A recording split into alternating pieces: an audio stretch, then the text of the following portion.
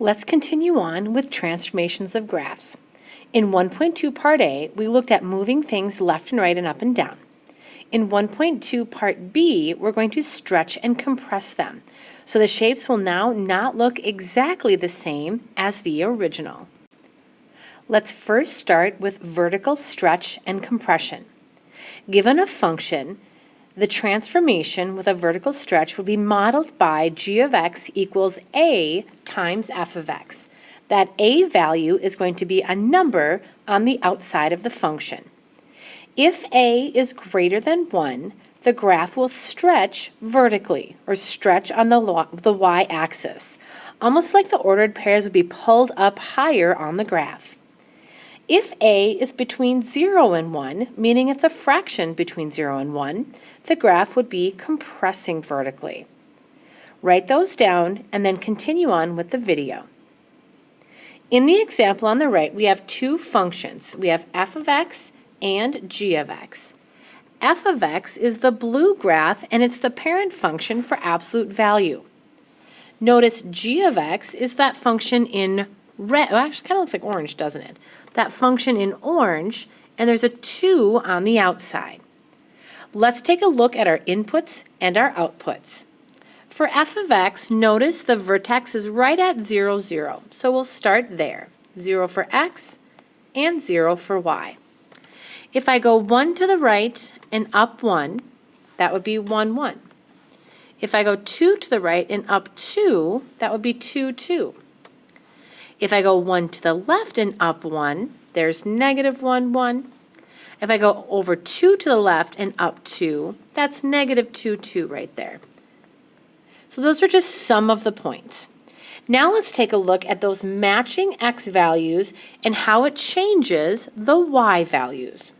So again, I'm going to start at that vertex right at the center. I'm going to start right at 0, 0. But now notice if I go 1 to the right, I go up 2. And if I count over to 2 on the right, I go all the way up to 4. If I go to the left to negative 1, it's up to 2. And if I go to negative 2, it goes all the way up to positive 4. Can you tell all of my outputs are doubling? They're being multiplied by a factor of 2? That would be a vertical stretch. If the numbers are getting bigger, it's stretching vertically on the y-axis. And it's stretching vertically by a factor of 2. The same number as the coefficient out in front. There's your vertical comparison. Now let's look at a horizontal stretch and compression. Anything that's horizontal affects your x value or your input. So now notice the transformation of f of x. G of x equals f times a of x, and a is a number on the inside. Anything that affects x, we do the opposite or the reciprocal of what it says to do. I know that sounds really strange. But now if a is a number greater than 1, the graph will actually compress horizontally. So it'll actually get closer to the values on the x-axis. They'll shrink in. If a is between 0 and 1, the graph will stretch horizontally. So it'll get farther apart on that y-axis. Again, make sure you have all of that written down. Press pause if you need to, and then we'll look at f of x and now h of x on the right. To graph f of x equals the absolute value of x, and h of x is the absolute value of 2x, notice now the parent function is in blue, and it's the same as the one up above. And then we have h of x in green on the right, and that's going to be our transformation. Now f of x, g of x, h of x, they can be any numbers they want on that left-hand side. We're going to look at those comparisons on the right with the equation. For f of x, I'm going to use my same ordered pairs that I did before. 0, 0, 1, 1, and 2, 2. There are more ordered pairs, but we're just going to be consistent with the same ones we had last time. Negative 1, 1, and negative 2, 2. So looking at those points on the right and those points on the left, just to get an idea of that shape. So now notice what we're looking at for h of x. We still have 0, 0, so we'll start there. But now because of that 2 on the inside, if we have h of x equals the absolute value of 2x, what we're going to do is multiply our inputs not by 2, but by 1/2. So we always do the opposite. I know that seems weird, but we do that anytime we have x. So now instead of going 1 to the right, I'm only going to go 1/2 to the right. And look at that, I'm up to positive 1. So if I go 1/2, I'm at 1. And if I go, instead of going over 2, if I cut that in half, if I only go 1 to the right, I'm up 2. 1 to the right, up 2. On the left, instead of going 1 to the left, if I just go negative 1/2 to the left, I'm up to 1, my matching y value. And if I go, instead of negative 2, if I just go negative 1 to the left because I'm cutting it in half, I'm up to 2. So negative 2 would put you at positive 2. Notice the green graph, which would be h of x. I suppose I probably should have just written that. h of x is going to compress horizontally. Or that also means it kind of shrinks horizontally. All those values kind of squish in on the x-axis. So let's take a look at using that terminology to describe transformations. Notice the graphs are already given like they were before. One last thing to note, if you have a negative a value, what that does to your graph is reflect the entire function over the x-axis. Over on the right, we have g of x and h of x. They're both transformations of a quadratic function. Let's take a look at how we can describe their transformations. If g of x is equal to negative 1/3 x quantity squared, so that's going to be our function in orange here. Some things we can say about g of x. The negative means it reflects over the x-axis. The 1/3 that's on the inside with x. Remember, anything that's on the inside does the opposite. So instead of multiplying x by 1/3, we actually multiply it by 3, the reciprocal. And 3 would actually stretch it.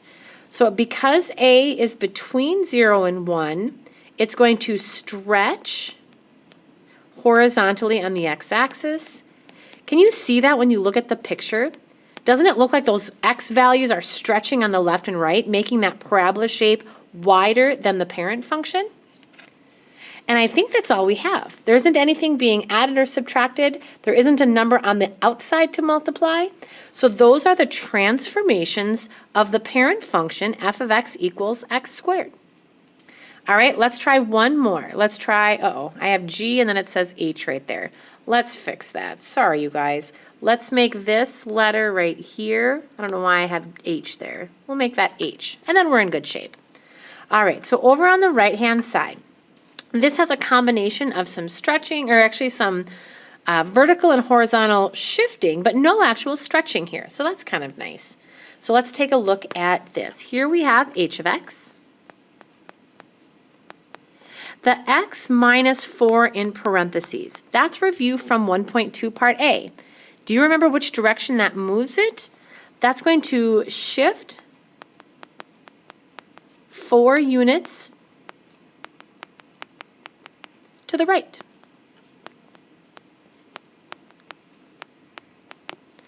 And then that's a little arrow right there in case you guys didn't know that. And then the plus 5, what does that do to this shape? Can you guys tell if you look at it? I know that the divisions are a little off, but it moves everything up 5 units. So it shifts up 5 units.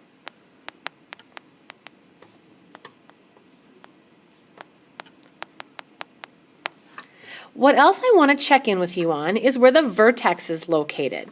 In that first function, g of x, the vertex stayed in the same location.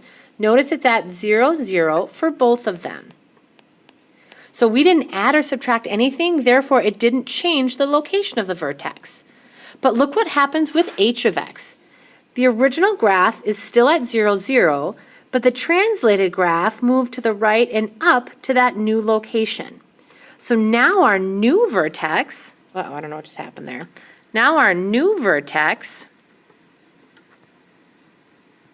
went 4 to the right and up 5. So everything moves the way we described it, so that changes the vertex. Let's include one more thing, because why not? We have a thing called axis of symmetry. And the axis of symmetry just cuts your shape right down the middle. And it's an equation. So I'm going to write that equation in, what color should I use? Let's use green. For the parent function, it's always right in the middle on the graph. And when we just stretch or compress, we didn't change it. So right in the middle is a vertical equation, x equals 0. But if you shift right or left, you shift your axis of symmetry. Do we even have room to write that? I need more space. So I'm going to give myself a little bit more room right here. There we go. Now I should be good. I'm going to write new axis as well. And think about where our new axis would be located. If everything moves forward to the right, that means my axis of symmetry is also going to move forward to the right. So my new equation is x equals 4. I don't know about you, but I think that's enough for 1.2 Part B. In class, we'll complete the practice problems from 1.2a and complete the notes for 1.2b.